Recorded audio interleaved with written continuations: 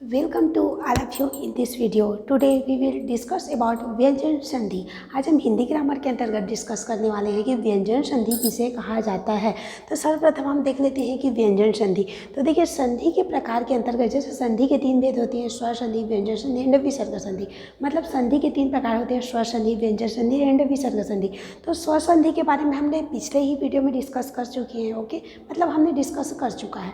अब देखिए, अब सेकेंड नंबर पर हम लोग आ जाते हैं कि व्यंजन संधि किसे कहा जाता है। तो आज का हमारा टॉपिक है कि व्यंजन संधि, व्हाट इज व्यंजन संधि एंड व्यंजन संधि और व्यंजन संधि के नियम बोल सकते हैं। ओके, तो यहाँ पर देखिए व्यंजन संधि, तो यहीं पर देखिए व्यंजन संधि किसे कहा जाता है। तो जब व्यंजन वर्ण का मेल, किसी भी व्यंजन वर्ण का मेल किसी भी स्वर वर्ण के साथ हो या फिर तो किसी भी व्यंजन वर्ण के साथ हो तो उसे व्यंजन संधि कहा जाता है। जब व्यंजन वर्ण का मेल, जब व्यंजन वर्ण का मेल किसी भी स्वर वर्ण के साथ हो या फिर तो व्यंजन वर्ण का मेल किसी भी व्यंजन वर्ण के साथ हो तो उसे व्यंजन संधि कहा जाता है।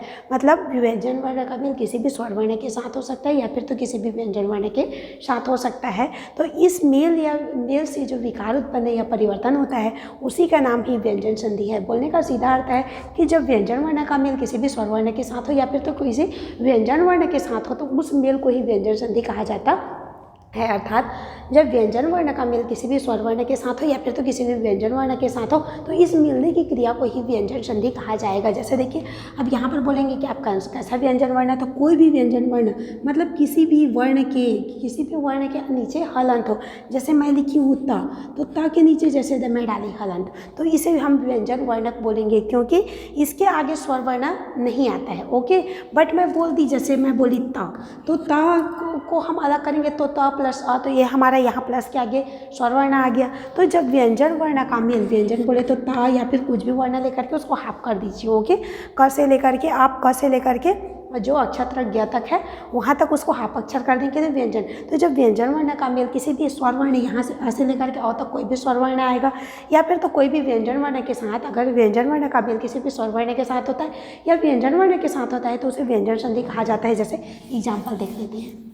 जैसे देखिए, सत प्लस जन, सत प्लस जन, तो यहाँ पर देखिए ये प्लस के सामने है व्यंजन वर्ण और व्यंजन वर्ण का मेल किसी भी स्वर वर्ण या व्यंजन वर्ण, यहाँ पर फिर व्यंजन वर्ण आ गया, तब इसे हम लोग इस मेल को ही हम व्यंजन संधि बोलेंगे। तो देखिए, जब मेल होता है, दो वर्ण आपस में मिलते हैं तो किस प्रकार से परिवर्तन भी होता है। जैसे सत प्लस जन को हम लोग जोड़ते हैं तो यह सज्जन हो जाता है। ओके, सत प्लस जन इक्वल सज्जन। अब आप लोग बोलोगे जो त था वो ज के रूप में कैसे चेंज हो गया, तो हम जस्ट नियम की ओर देखते जाते हैं, एक एक करके नियमों को पढ़ेंगे तब हमें पता चलेगा कि आखिर त जो है ज के रूप में क्यों चेंज हुआ है। मतलब यहाँ ज है तो ये त भी क्यों ज बन गया है। ओके, तो हम लोग जैसे ये एग्जाम्पल हो गया, सत प्लस जन इक्वल सज्जन। और देखिए, जगत प्लस इसको जोड़ते हैं तो हमारा हो जाता है जगदीश। ओके, तो इस मेल को ही हम व्यंजन संधि कहेंगे। जब व्यंजन वर्ण का मेल किसी भी स्वर वर्ण के साथ हो या फिर तो कोई व्यंजन वर्ण के साथ हो तो इस मिलने से उसमें कुछ विकार्य परिवर्तन होता है, उसी का नाम है व्यंजन संधि। अर्थात बोलने का सीधा अर्थ है कि व्यंजन वर्ण का मेल जब किसी भी स्वर वर्ण के साथ हो या फिर तो व्यंजन वर्ण के साथ हो तो उसे व्यंजन संधि कहा जाता है। ओके, अब हम लोग जस्ट फर्स्ट नियम की ओर बढ़ जाते हैं। हिंदी व्याकरण के अंतर्गत फर्स्ट नियम है कि वर्ग का प्रथम वर्ण अपने तृतीय वर्ण में चेंज हो जाता है। वर्ग का प्रथम वर्ण, किसी भी वर्ग का प्रथम वर्ण अपने तृतीय वर्ण में चेंज हो जाता है। बट ध्यान रखना है कि अपने तृतीय वर्ण में चेंज हो जाता है। अब इसे शॉर्टकट में हम लोग जसत्व का नियम भी कह सकते हैं। ओके, मतलब किसी भी वर्ग का प्रथम वर्ण अपने तृतीय वर्ण में कैसे चेंज होता है, ठीक है, तो उसको हम लोग देख लेते हैं। तो इसके पहले देखिए, जैसे एक उदाहरण देख लेते हैं। जैसे सुप प्लस अंत, सुप प्लस अंत। अब इसको हम लोग जब संधि करते हैं तो यह हो जाता है सुबंत। ओके, तो यहाँ पर देखिए जो वर्ग का प्रथम वर्ण है वो अपने तृतीय वर्ण में चेंज हो गया है। ठीक है, तो आज हम फर्स्ट नियम को देखेंगे कि किसी भी वर्ग का प्रथम वर्ण व्यंजन संधि के अंतर्गत किसी भी वर्ग का प्रथम वर्ण अपने तृतीय वर्ण में किस प्रकार से चेंज होता है। ओके, तो जस्ट हम लोग पहले तो वर्ग देखेंगे कि वाह कैसा वर्ग। देखिए, तो संस्कृत व्याकरण के अंतर्गत वर्णमाला के अंतर्गत 5 वर्ग होते हैं। ठीक है, 5 वर्ग होते हैं। यहाँ पर देखिए एक क वर्ग है, क वर्ग जिसके अंतर्गत क ख ग घ अंग आते हैं। उसी प्रकार से देखिए च वर्ग, च वर्ग छ छ ज झ ञ। उसी प्रकार से ट वर्ग, ट ठ ड ढ अ ट वर्ग उसी प्रकार से त वर्ग त थ द ध न और प वर्ग प फ ब भ म, मतलब कोई भी वर्ग का प्रथम वर्ण यहाँ पर देखिए प्लस के सामने, यहाँ देखेंगे प्लस के सामने किसी भी वर्ग का प्रथम वर्ण रहेगा। जैसे क वर्ग के अंतर्गत क ख ग घ अंगा आते हैं, च वर्ग के अंतर्गत छ छ ज झ न्या, ट वर्ग के अंतर्गत ट ठ ड ढ अड़ा, त वर्ग के अंतर्गत त थ द ध न और प वर्ग के अंतर्गत प फ ब भ म आते हैं। तो देखिए प्लस के सामने जब संधि होगा तो बीच में प्लस रहेगा, इधर कोई वर्ण रहेगा और इधर कोई वर्ण रहेगा। तो किसी भी वर्ग के प्रथम वर्ण के बाद यहाँ पर प्रथम वर्ण रहेगा, अर्थात क रहेगा, च रहेगा, ट रहेगा, त रहेगा और प रहेगा। अब थोड़ा सा और समझिए कि वर्ग का प्रथम वर्ण बोलने से ये सब आती है, वर्ग का द्वितीय वर्ण बोलने से ये सब आती है, और वर्ग के तृतीय वर्ण बोलने से देखिए तृतीय वर्ण, वर्ग के चतुर्थ वर्ण और वर्ग के पंचम वर्ण। बट हम लोगों को और समझने की जरूरत है, जैसे क वर्ग का तृतीय वर्ण बोलेंगे तो क ख ग आ गया, अगर ट वर्ग का चतुर्थ वर्ण बोलेंगे तो ट ठ ड ढ आ गया।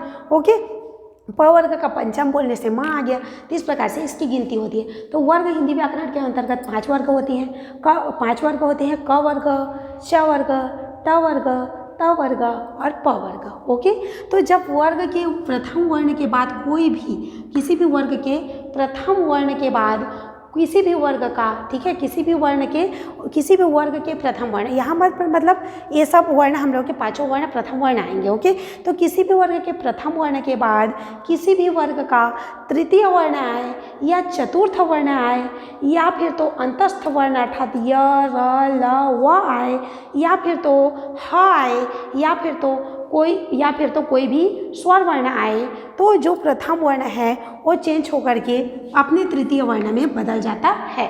बोलने का अर्थ है कि जब वर्ग के प्रथम वर्ण के बाद, जब वर्ग के मतलब ये देखिए जैसे ये प्लस है हमारा, कोई वर्ण, दो वर्ण आपस में जुड़ेंगे तो वर्ग के प्रथम वर्ण बोले तो क च ट त और प, यहाँ पर कोई भी वर्ण हो सकता है।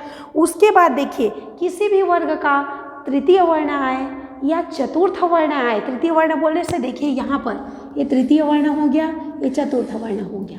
किसी भी वर्ग का प्रथम वर्ण के बाद किसी भी वर्ग का तृतीय वर्ण आए, चतुर्थ वर्ण आए या फिर तो अंतस्थ वर्ण अर्थात य र ल व आए या फिर तो घोष वर्ण ह आए या फिर तो कोई भी अन्य स्वर वर्ण आए, तो वह जो प्रथम वर्ण है वह अपने तृतीय वर्ण में चेंज हो जाता है। अर्थात जो क है वो बदल करके ग बन जाएगा, च ज बनेगा, ट ड बनेगा, त और द बनेगा और प ब बन जाता है।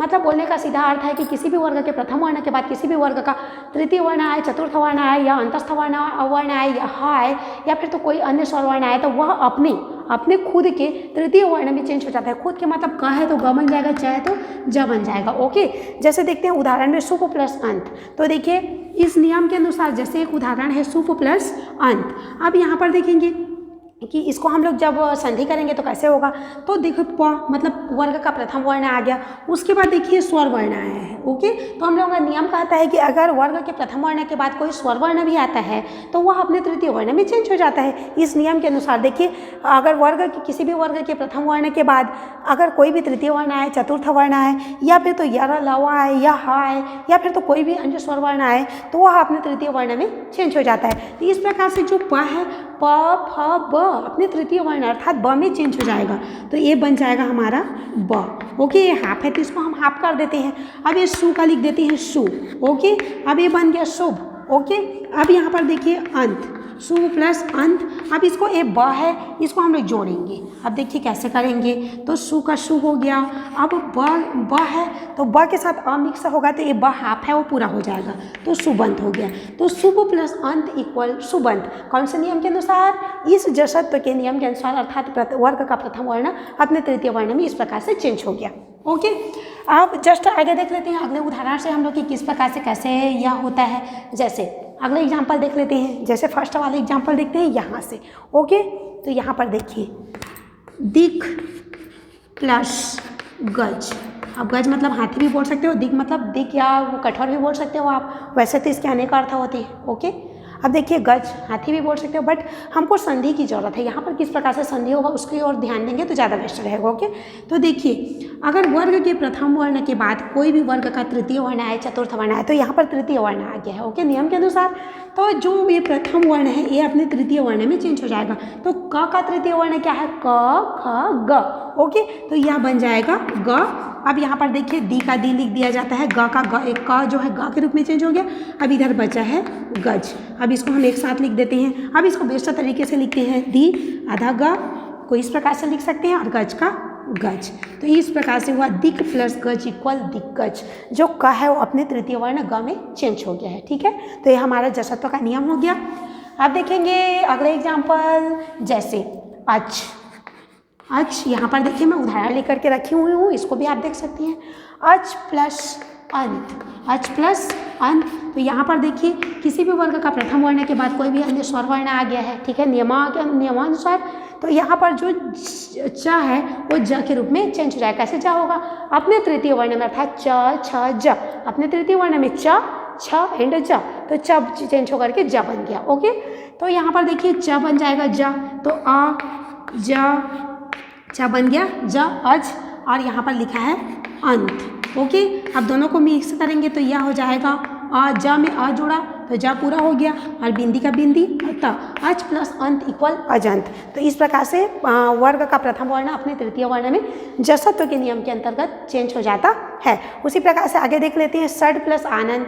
तो जो षड ट है, ट उसके बाद है आ, षड प्लस आनंद, तो षडानंद। जैसे देखिए पूरा लिख दे रही हूँ मैं, षड प्लस आनंद। यहाँ पर देखिए जो ट है, ट के बाद कोई अन्य स्वर वर्ण आया है, वर्ग के प्रथम वर्ण के बाद कोई भी अन्य स्वर वर्ण आया है, या फिर तो वर्ग का तृतीय वर्ण आता है या चतुर्थ वर्ण आता है, या य ल व अंतस्थ वर्ण आता है, अर्थात अंतस्थ वर्ण य ल व आता है या ह आता है, या फिर कोई अन्य स्वर आता तो पर भी यह ड के रूप में अपने तृतीय वर्ण अर्थात ड के रूप में चेंज हो जाता। तो इस प्रकार से यह देखिए उसके बाद स्वर वर्ण आ गया तो यह अपने तृतीय वर्ण अर्थात ड में चेंज हो जाएगा। आधा है तो आधा लिख दें हम लोग, और स का यहाँ पर हो गया स, और उसके बाद है आनंद, तो आनंद का हो गया आनंद। अब इस प्रकार से हम इसको जोड़ेंगे तो स और ड में आ की मात्रा डा और नन का नन, तो षड प्लस आनंद इक्वल षडानंद। तो इस प्रकार से इसको सॉल्व किया जाता है कि वो जसत्व के नियम के अनुसार, व्यंजन संधि के नियम के अनुसार किसी भी वर्ग का प्रथम वर्ण अपने तृतीय वर्ण में चेंज हो जाता है। बट किस कंडीशन में चेंज होता है इसको देखेंगे, जब वो किसी भी वर्ग के प्रथम वर्ण के बाद किसी भी वर्ण के प्रथम वर्ण के बाद किसी भी वर्ग का तृतीय वर्ण आए, या चतुर्थ वर्ण आए, या अंतस्थ वर्ण आए, य र ल व, या फिर तो घोष वर्ण ह आए, या फिर तो कोई भी स्वर वर्ण आए, तो यह जो प्रथम वर्ण है वह अपने तृतीय वर्ण में, अपने मतलब खुद के तृतीय वर्ण में चेंज हो जाता है। तो इसे हम जसत्व का नियम अर्थात प्रथम वर्ण का तृतीय वर्ण में रूपांतरण इस प्रकार से नियम समझते हैं। ओके, अब देखिए अगला एग्जाम्पल हम लोग देख लेते हैं, सद प्लस वाणी। तो यह जो त है वो द के रूप में चेंज हो जाएगा, तो सदवाणी हो गया। सद प्लस वाणी, तो यह सदवाणी हो जाएगा। जैसे देखिए लिख के बता रही हूँ मैं, सद प्लस वाणी, सद प्लस वाणी। अब इसको जोड़ेंगे तो ए त जो है त के रूप में चेंज हो जाएगा, तो ये द हो गया। अब उसके बाद व्यंजन वर्ण है तो वाणी का वाणी, तो सद प्लस वाणी इक्वल सदवाणी। अब सद अच्छी, सद मतलब अच्छी, सत्य, वाणी वाणी मतलब बोली, कहावत, ओके, कथन। अब सदवाणी भी बोलेंगे तो उसी का अर्थ भी सेम है। ओके, अब जो त है वो द के रूप में चेंज हो गया है, बट इसका अर्थ इसको हम जब भी अलग करेंगे तो यह सद प्लस वाणी ही होगा अगर विग्रह करेंगे तो। ओके, या बोल सकते हैं संधि विच्छेद करेंगे तो, ठीक है, संधि विच्छेद करेंगे तो सद प्लस वाणी हो जाएगा, अर्थात सद वाणी, और एक साथ मिक्स करेंगे तो सदवाणी, मतलब दोनों का सेम अर्थ है। ओके, तो इस प्रकार से एक बार और उदाहरण को देख लेते हैं। सु प्लस अंत इक्वल सुबंत, दिक प्लस अंत इक्वल दिगंत, और दिक प्लस अंत इक्वल दिगंत। ओके, दिक प्लस गज इक्वल दिग्गज, अज प्लस अंत इक्वल अजंत, और सद प्लस आनंद इक्वल सदानंद, सद प्लस वाणी इक्वल सदवाणी। तो इस प्रकार से आज हमने सीखा कि व्यंजन संधि, जब व्यंजन वर्ण का मेल किसी भी व्यंजन वर्ण के साथ हो या फिर तो स्वर वर्ण के साथ हो तो उसे व्यंजन संधि कहा जाता है।